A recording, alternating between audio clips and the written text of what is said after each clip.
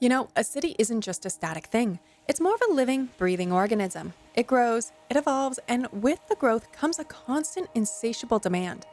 Here in Eneida Bay, the first seeds of Mayor Watanabe's vision have finally taken root. We've got homes, families moving in, and a beautiful skyline that continues to grow. And with this first wave of success, the organism is starting to feel the pressure. The very lifeblood of our city, its people, are experiencing some serious growing pains. Mayor Watanabe's vision for Eneida Bay has been a huge success, but that prosperity is bringing its own set of challenges.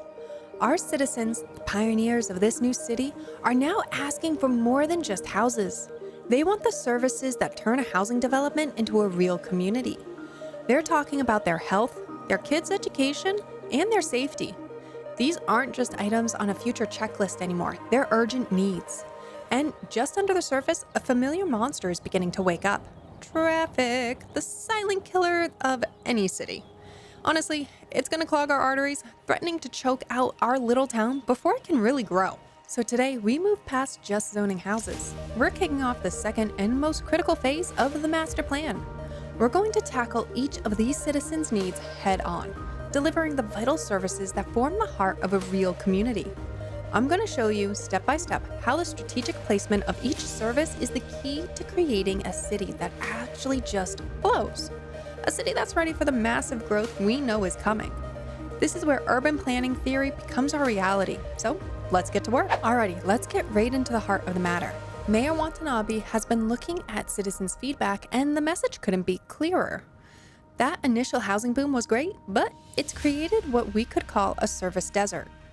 Let's just look at the data ourselves. If we pull up the healthcare overlay, you see all that?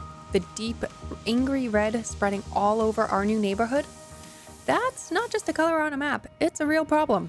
Right now, if somebody has a medical emergency, help is nowhere near.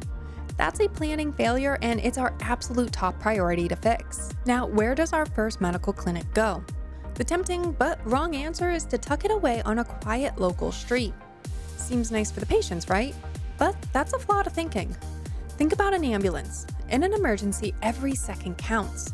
If that ambulance is stuck on a small local street, it has to deal with stop signs and tight corners, which just isn't going to allow the car to actually get moving. That's a recipe for disaster. The correct placement is directly on a main connector road. The connector roads are a critical middleman in the city. They collect traffic from quiet local streets and funnel it efficiently to the major arterial roads. By placing the clinic here, we achieve two things. First, citizens coming for regular appointments can get to it easily without clogging up the quiet neighborhood streets. Second, most importantly, ambulances spawning from the clinic have immediate high-speed access to the entire city. They can turn and get to the main arterial road in seconds, dramatically cutting down response times. This is a core idea of transit-focused design, but high-traffic buildings on roads built to handle that traffic.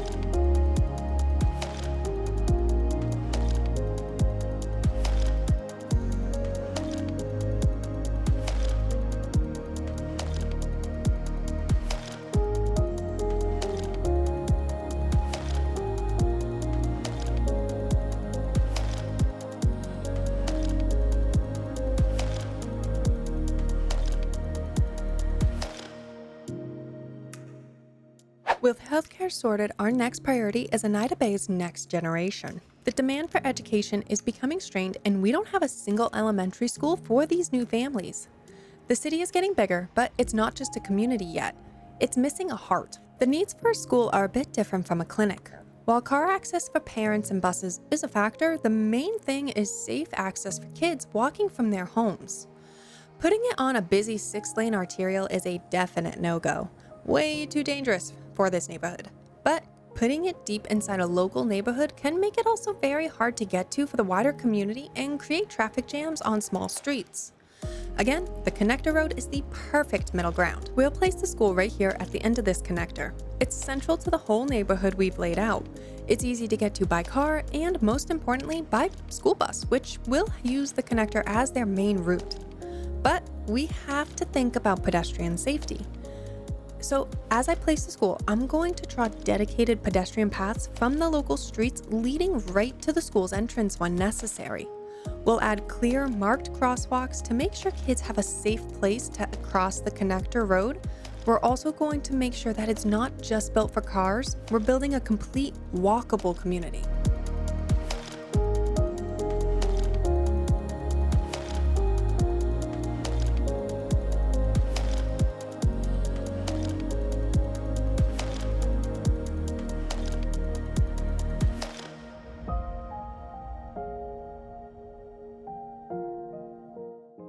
A community isn't complete if its citizens don't feel safe. Our mission from the mayor's office is to establish our first fire and police stations in this district, and the logic for their placement is all about speed. Let's start with the fire station. The logic is exactly the same as the clinic. Response time is everything.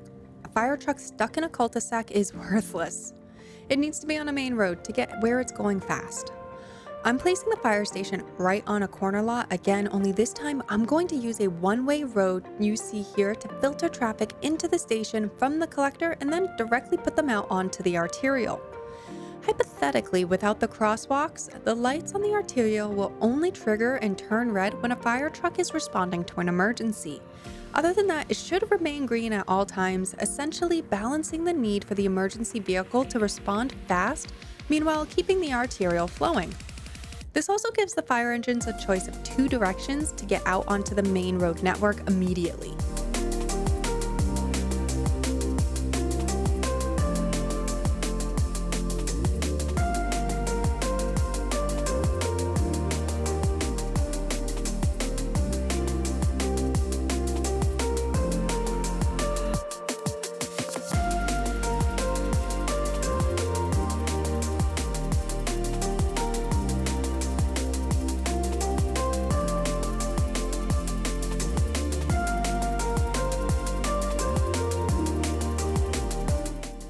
Finally, the police station.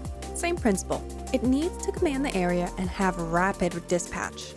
Placing it across from the fire station and with a similar one-way system allows us to keep a singular exit intersection onto the arterial and filter incoming traffic from the connector. It also creates a kind of civic plaza feel.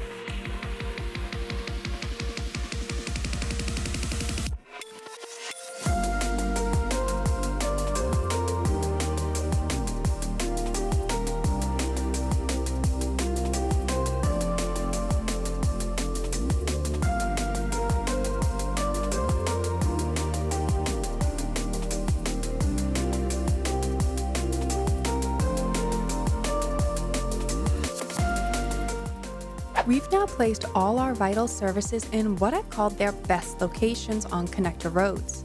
But why is this so important?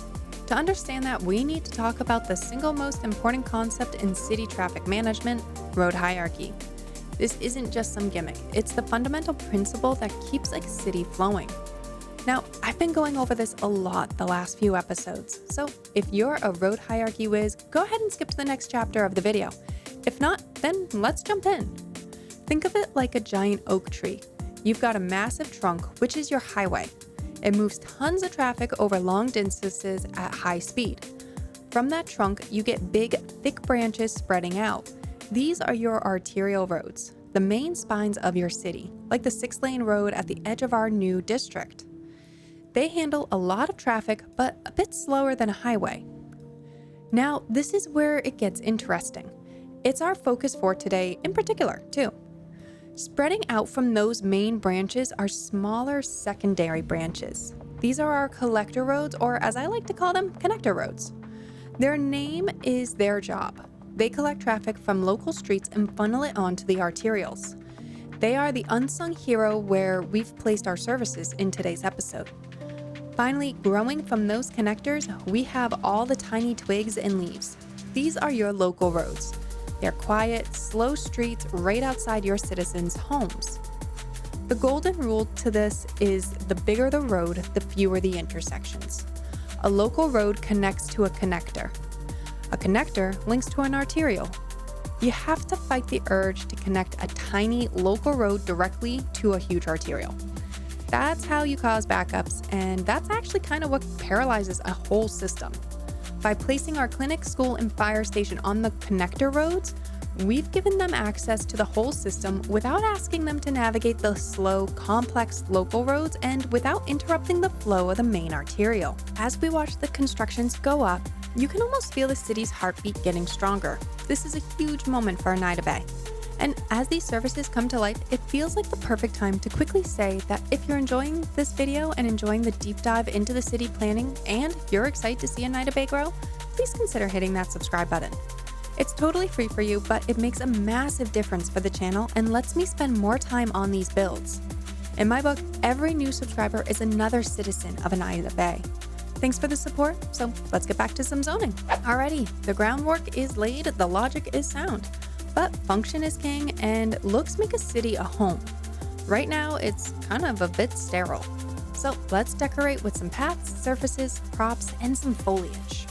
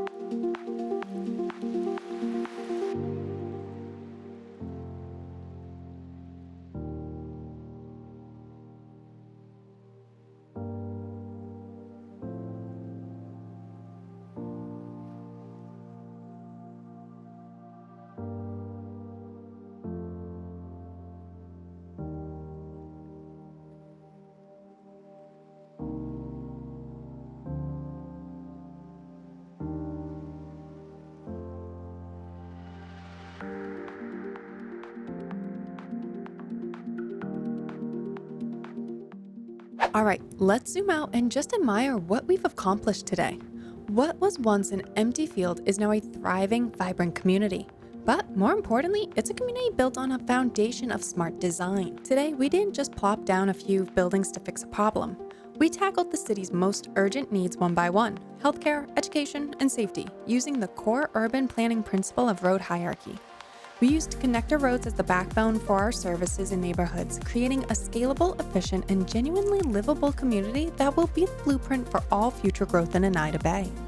The citizens here have great services. Their streets are safe and their commutes are easy. The vision is beginning to take shape. Phase 2 is ultimately complete, but this is only just the beginning. With amazing services and a great quality of life, the demand for housing in Eneida Bay will continue to explode. And with more people comes the absolute need for real mass transit. The roads we built today are great for cars, but they were also designed with another purpose in mind: to be the perfect corridors for our future transit networks. After all, even if Mayor Watanabe promised vehicular enhancements, Eneida Bay was still founded on the principle of transit-oriented development. Therefore, in the next episode, Mayor Watanabe will partner with the EBTA to unveil his ambitious Phase 3 of his master plan. We're introducing our first high-capacity bus lines and laying the initial groundwork for the new district's transit system. If you enjoyed this build and maybe learned something new about city planning today, do me a huge favor and hit that like button. It tells YouTube you enjoyed the video and helps the channel grow a ton. And now, I want to hear from you. This beautiful new district needs a new name. What should we call it? Leave your best suggestions in the comments below. I read every single one. Finally, don't forget to subscribe and ring that notification bell so you don't miss out on the next chapter of the story of Eneida Bay. Until next time, I hope everyone has a phenomenal week.